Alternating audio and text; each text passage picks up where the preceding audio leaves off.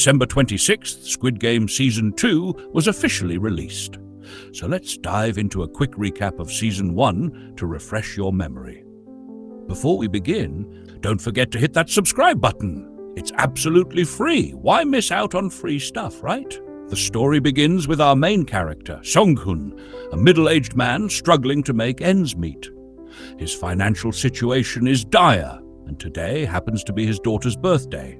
Gi-hun's mother gives him a small amount of money, urging him to buy a nice gift for his daughter. However, the money isn't enough, so Gi-hun secretly steals his mother's ATM card and withdraws everything he can. Instead of spending it wisely, he gambles it all on horse betting, winning a massive 4 million won. Ecstatic, Gi-hun believes he can finally celebrate his daughter's birthday properly. But just as he basks in his victory, loan sharks appear. Terrified, Gi-hun flees, accidentally bumping into a young woman along the way. Unfortunately, the loan sharks catch him and beat him up. Here, we learn that Gi-hun owes these men a significant amount of money which he has failed to repay. Desperately, he promises to pay them back immediately, only to discover his pocket is empty. The money is gone. Realizing the woman he bumped into earlier must have pickpocketed him, Gi-hun begs for mercy. The loan sharks give him one last chance: pay within a month or face dire consequences. Later, Gi-hun visits his daughter, but can only afford a modest gift. Understanding her father's struggles, his daughter doesn't ask for much and reassures him with love. Saddened but grateful, Gi-hun drops her off at home and leaves. On his way back, Gi-hun misses his train and sits on a bench, waiting for the next one. A well-dressed stranger approaches him, proposing a simple game. If Gi-hun wins, he'll earn 100,000 won. Intrigued, Gi-hun agrees and, after several losses, finally wins the game. The man hands him the money and gives him a mysterious business card, inviting him to call if he wants to earn more money. Gi-hun returns home and hands the money to his mother, who shares two shocking revelations. First, Gi-hun's ex-wife is planning to move to the United States with their daughter next year. Second, if Gi-hun can prove his financial stability in court, he might win back custody of his daughter. Determined but desperate, Gi-hun dials the number on the card. The mysterious invitation! Gi-hun is picked up in a van along with several other individuals. The passengers are sedated and transported to a secret facility where they join 456 contestants, all wearing identical green tracksuits. These individuals share a common trait: they are drowning in debt. Gi-hun befriends player 001, an elderly man with a terminal brain tumor, who explains he joined the games to enjoy his final days. Gi-hun also notices a familiar face: Sae-byeok, the woman who pickpocketed him earlier. Tensions rise, but the arrival of masked guards dressed in red jumpsuits interrupts any confrontations. The guards announce that the contestants will participate in a series of games, with the ultimate winner receiving an enormous cash prize. They emphasize 3 rules. 1. Players cannot quit the game on their own. 2. Players who fail the game will be eliminated. 3. If a majority votes to stop the games, the competition will end. After signing a contract, the contestants are escorted to the first game. The first game seems simple. Players must cross a field while a giant robotic doll calls out, "Red light, green light." Players can move only when the doll says green light and must freeze during red light. At first, it feels like a harmless children's game. But when one player moves during red light, they are immediately shot and killed. Panic ensues as contestants realize the horrifying reality of the games. Many try to flee, but are gunned down. Those who stay and follow the rules manage to survive. Gi-hun narrowly escapes elimination, thanks to the help of Ali Abdul. By the end of the harrowing first game, over half of the participants have perished, leaving only 255 survivors. A vote to end the nightmare. The remaining players demand to leave. The masked leader, known as the frontman, surprisingly agrees to hold a vote. Before the decision is finalized, the players are shown the massive prize money, 40 billion won, and informed that if they quit, the money will be distributed among the families of the deceased. The vote concludes with a razor-thin margin in favor of terminating the games. The contestants are blindfolded and return to their previous lives, seemingly free from the nightmare. Next day, Song goes to the police station to report everything he experienced. However, the officers dismiss him as crazy. Song shows them the card he received, but when they call the number printed on it, they find it's a wrong number. Frustrated, Song leaves. When he returns home, he discovers his mother is missing. Meanwhile, the story shifts to Sang-woo, who secretly watches his mother from afar. Song finds him and learns that Sang-woo is drowning in debt, 6 billion won.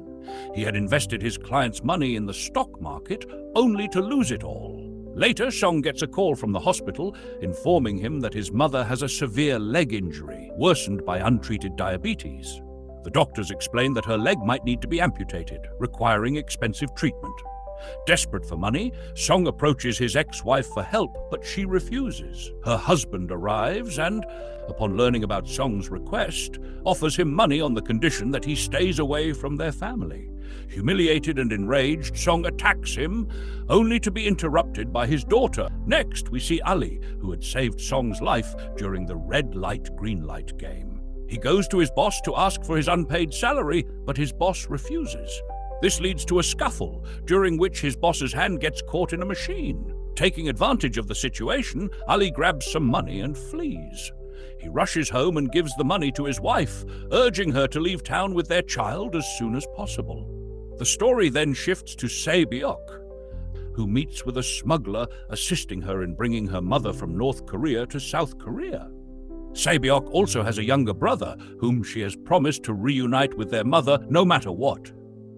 Next, we're introduced to a police officer searching for his missing brother.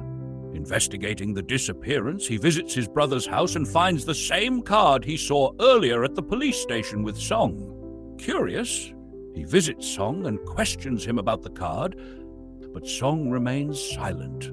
Later, Song finds another card at his home and decides to return to the deadly games. The players are transported to a ship for the next round. Meanwhile, the police officer secretly follows Song to the ship. He overpowers a guard, disguises himself in the uniform, and sneaks aboard. All the players are then taken back to the island facility. Sae-byeok and her female friend use a bathroom break as an opportunity to explore the facility unnoticed by the guards. Sae-byeok crawls through the air vents and ends up in a room where she notices some people cooking something in large pots. Before she can uncover more, the guards grow suspicious and enter the restroom. However, Sae-byeok and her friend manage to return unnoticed. Later, while Sae-byeok shares what she discovered with her friend, Sang-woo overhears them and questions Sae-byeok, who then tells him what she saw. The players are then gathered in a room and asked to choose one of 4 shapes. Sang-woo, having figured out the game, suggests everyone pick different shapes. Each player is handed a tin containing the shape they selected. The challenge? They must carve out the shape without breaking it. If they fail, they'll be eliminated. Sang-woo chooses a simple shape and easily completes the task. However, Song is stuck with the umbrella shape, which proves to be much more difficult. Despite the odds, Song manages to carve out the shape just in time. Out of the 187 players who started this round, only 108 managed to survive. The survivors are then given food, but tension rises as Jang Deok-soo starts a fight and ends up beating another player to death. Meanwhile, we learn that one of the players, a doctor, has been secretly working with some guards to harvest and sell organs from the eliminated players. In exchange, the guards inform him about the upcoming games so he can survive. However, this operation is hidden from the frontman, who oversees the facility. One of the guards explains that they deliberately provided less food to provoke fights among the players, hoping to eliminate weaker contestants. Sang-woo advises Song and their friends to stay calm and avoid any unnecessary conflicts. Meanwhile, the doctor joins Jang's team and shares insider information with them.